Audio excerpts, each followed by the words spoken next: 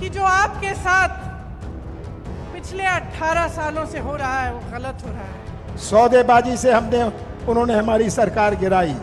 मैं मुख्यमंत्री था, मैं भी सौदा कर सकता था। कर्नाटक विधानसभा चुनाव के बाद 230 सीटों वाली मध्य प्रदेश विधानसभा के चुनावों पर अब सभी की निगाहें बनी हुई हैं। खासकर कांग्रेस के प्रदर्शन को लेकर भी तरह तरह की खबरें सामने आ रही हैं। आपको जानकारी होगी कि कर्नाटक में कांग्रेस ने बम्पर जीत हासिल की थी। 5 गारंटी का फॉर्मूला कांग्रेस के बहुत काम आ गया और मध्य प्रदेश में भी प्रियंका गांधी ने चुनावी अभियान का आगाज करते हुए 5 गारंटी का ऐलान कर दिया है। जी हां, प्रियंका गांधी कल मध्य प्रदेश पहुंची।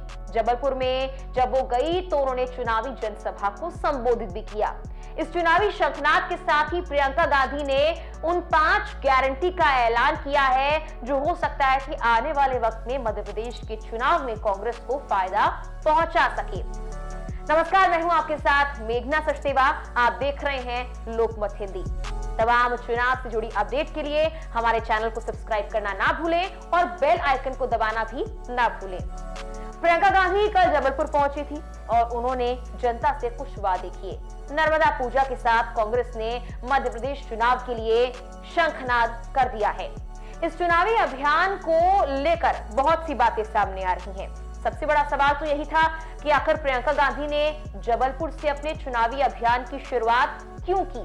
क्या जबलपुर में आने के बाद अपनी चुनावी जनसभा में जो 5 वादे उन्होंने जनता से किए हैं उसका फायदा चुनाव में उन्हें मिलेगा भी या फिर नहीं? और 2018 के बाद जो हालात कांग्रेस के लिए बने, क्या वो उनके लिए सबसे बड़ी चुनौती साबित हो सकते हैं या इसका फायदा उन्हें हो सकता है?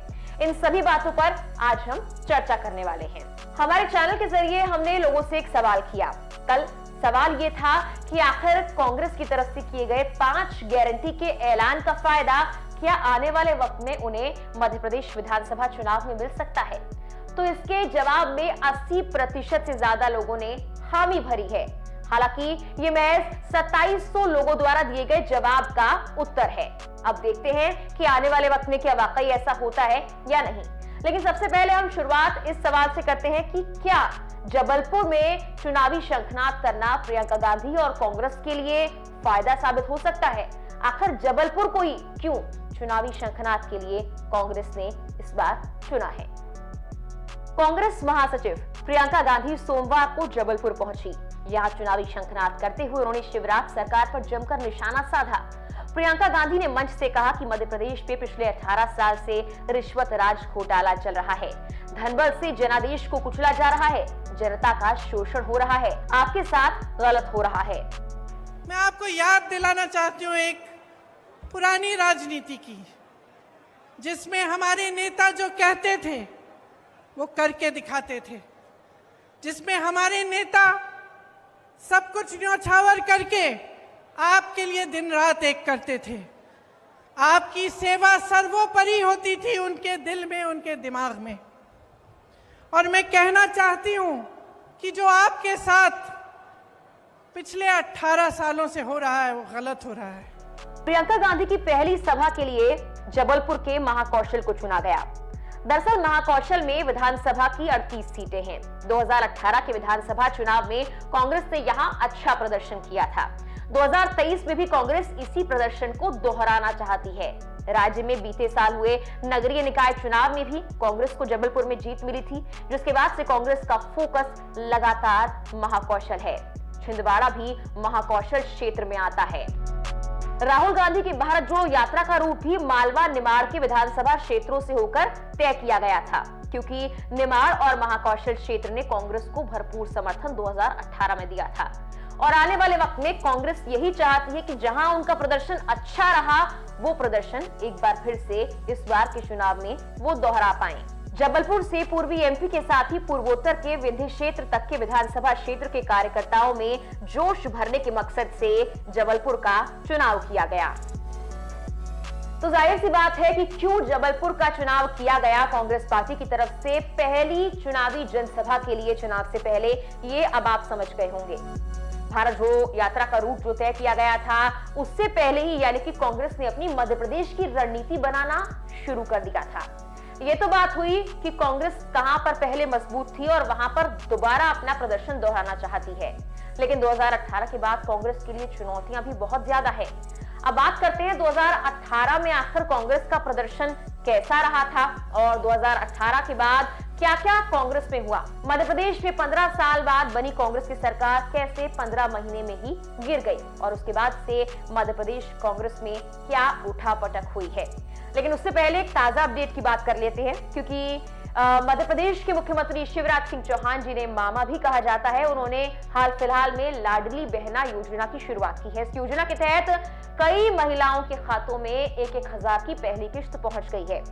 आज के दिन ही शाम को जबलपुर से मैं 1,000 रुपया बहनों के खाते में डालने का हम प्रारंभ करेंगे।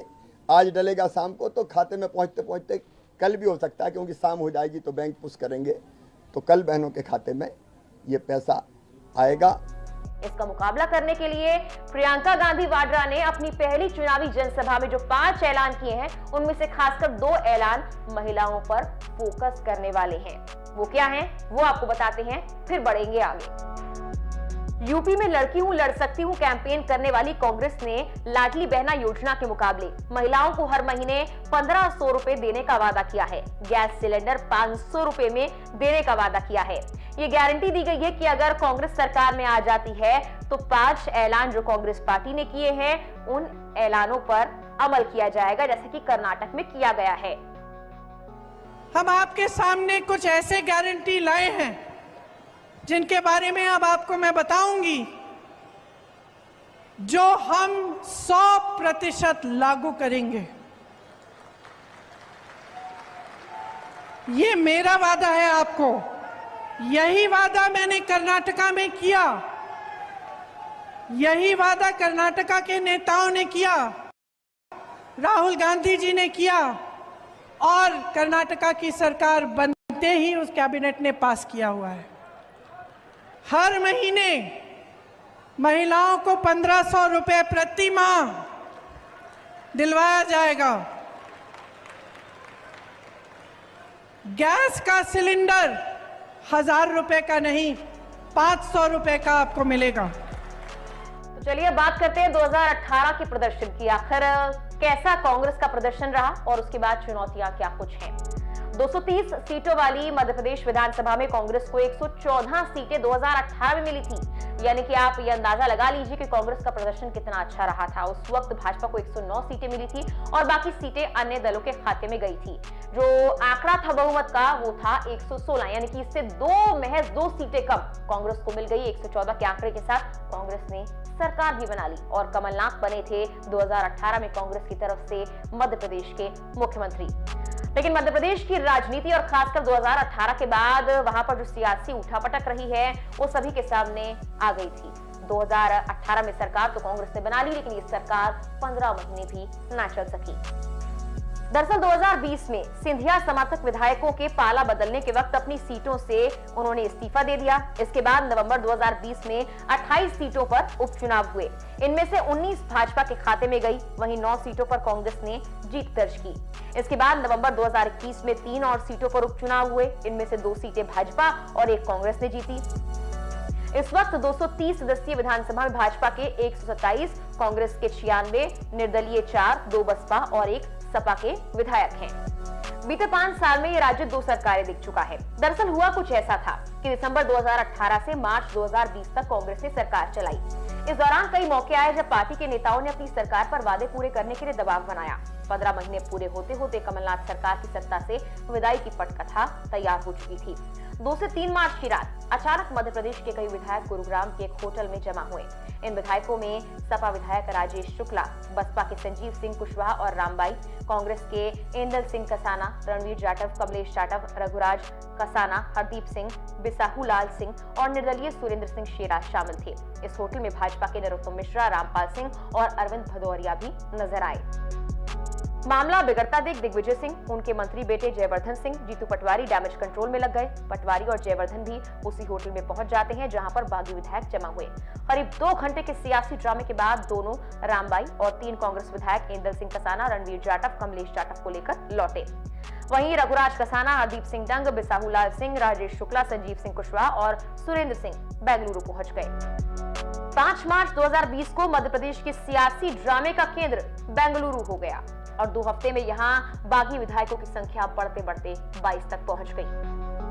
इसी बीच 10 मार्च 2020 को कांग्रेस के दिग्गज नेता ज्योतिरादित्य सिंधिया अचानक प्रधानमंत्री नरेंद्र मोदी और भारत के गृह मंत्री अमित शाह से मिलने दिल्ली आए। इस मुलाकात के बाद उन्होंने कांग्रेस पार्टी से इस्तीफा दे दिया।